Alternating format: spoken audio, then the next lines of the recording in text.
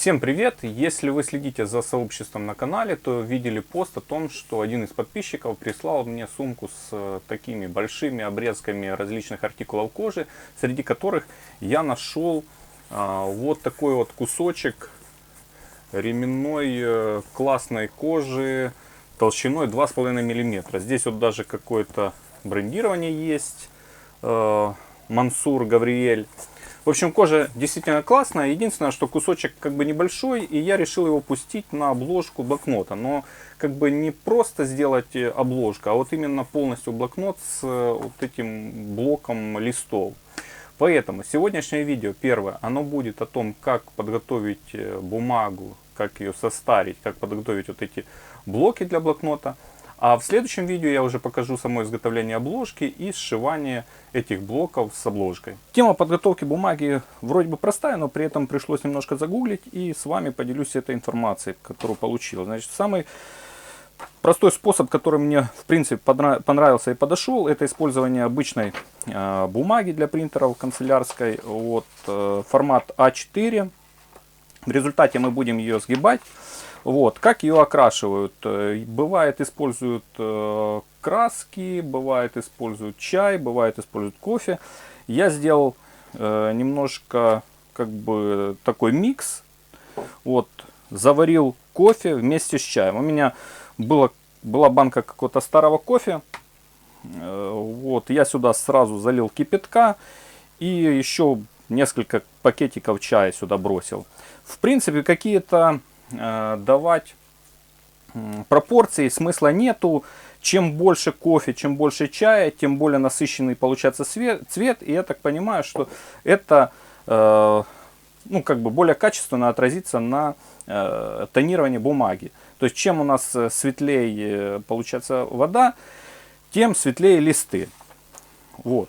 Покажу, значит, тонирование на двух вот этих листочках, потому что я уже для блокнота листы затонировал, и потом в итоге покажу уже сам результат. В идеале, конечно, чтобы была какая-то вот такая емкость, куда помещается полностью листик такого вот формата.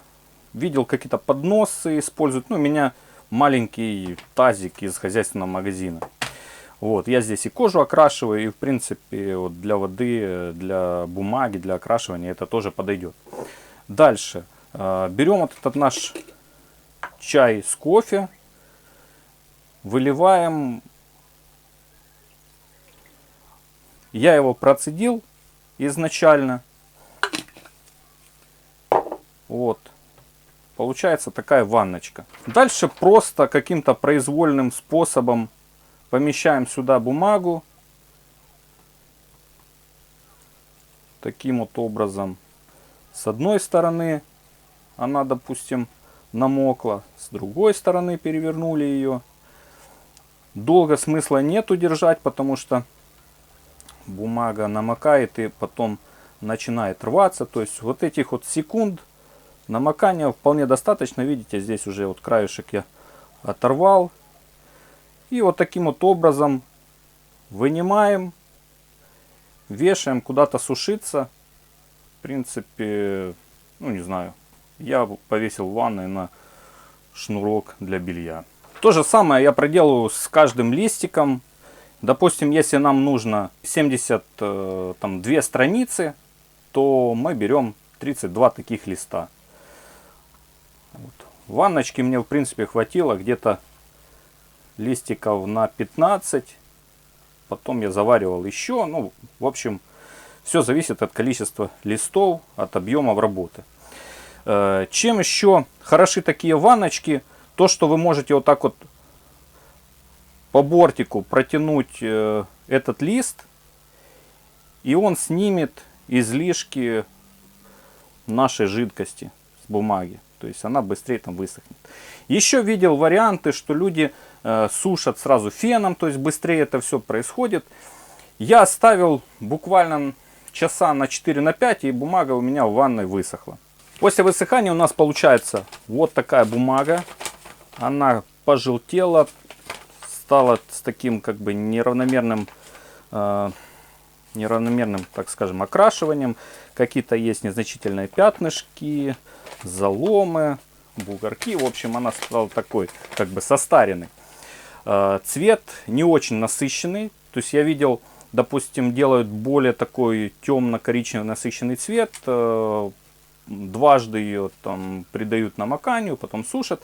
Мне, в принципе, вот такого вот результата вполне достаточно. Единственное, что мне понравилось, то, что я видел в интернете, это то, что на этих листах еще делают различные кляксы, пятна добавляют, делают оттиски штампами. Сейчас я вот попробую как раз добавить на этот лист каких-то таких брызг. Вот, потом просто крышечка от банки каких-то колечек вот таких вот наставить. У меня есть клише из какого-то алюминиевого сплава. Можно попробовать поставить оттиск.